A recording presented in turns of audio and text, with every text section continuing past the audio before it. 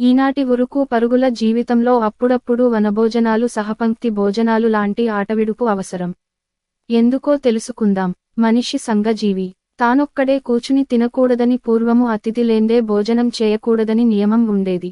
కొన్ని ఊర్లలో మధ్యాహ్నం, రాత్రి ఆఖరి రైలు, బస్సు వెళ్ళిపోయే వరకు భోజనం చేసేవారు కారు. అప్పుడు ఇన్ని రైళ్లు, బస్సులు ఉండేవి కావు. అందులో ఎవరైనా దిగి ఇంటికి భోజనానికి వస్తారేమోనని ఎదురు చూసి మరీ భోజనం చేసేవారు. ఇద్దరు యజమానులు అతిథుల కోసం వీధిలో తిరుగుతూ ఒక బ్రాహ్మణుడు కనబడితే మీరు మా ఇంటికి రావాలంటే మా ఇంటికి రావాలని దెబ్బలాడుకున్నారట.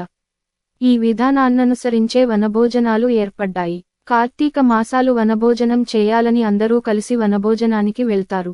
అది ఇప్పటికీ కొనసాగుతుంది. అందరూ కలిసి వనానికి వెళ్లి అక్కడే వండుకుని అక్కడే భోజనాలు చేస్తారు. దినమంతా ఆటపాటలతో సరదాగా గడుపుతారు. అదొక ఆనందం. సంతోషాల సరాగాల్ని నంజుకుంటూ తిన్న భోజనం ముందు ఒక్కడే త్రాగిన అమృతం కూడా బలాదూరే. అందుకే విందు భోజనం పసందు భోజనం ఏటి ఒడ్డు తోటలోన మేటి భోజనం అంటూ బాలభారతం చిత్రంలో చిన్ననాటి కురు పాండవుల్ని వనభోజనానికి పంపిస్తూ కమ్మటి పాటను వండి వార్చారు ఆరుద్రగారు.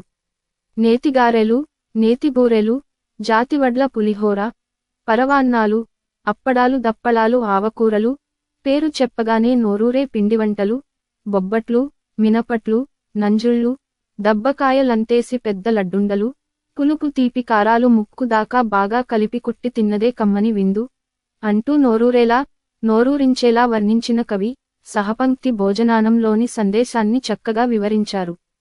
అభిరుచుల మేళవింపే నిండుభోజనం అన్నదమ్ములారగించు దండి భోజనం ఒంటిపిల్లి రాసాసిది ఉత్త భోజనం అన్న బంతిలోన భోజనం పండగవును పంక్తి భోజనం సహపంక్తి భోజనం అని తేటతెల్లం చేశారు. ఈనాటి ఉరుకు పరుగుల జీవితంలో అప్పుడప్పుడు ఇలాంటి వనభోజనాలు సహపంక్తి భోజనాలు లాంటి ఆటవిడుపు అవసరం. కొన్ని చోట్ల సమారాధనలు సంతర్పణలు జరుగుతున్నాయి. మా చిన్నప్పుడు మేమంతా కలిసి ఇంట్లో పులుసన్నం, పెరుగన్నం, అప్పడాలు, వడియాలు చేసుకొని ఎడ్లబళ్ళు కట్టుకుని మా ఊరి ఏటి ఒడ్డుకు వెళ్లేవాళ్లం. ఇప్పుడు కిట్టి పార్టీలు, పిక్నిక్ పార్టీలు ఎక్కువైపోయాయి. ఎలాగో ఒకలాగా అందరూ కలిసి విభేదాల్ని మరిచిపోయి అప్పుడప్పుడు ఇలాంటివి జరుపుకుంటే సరదాగా ఉంటుంది.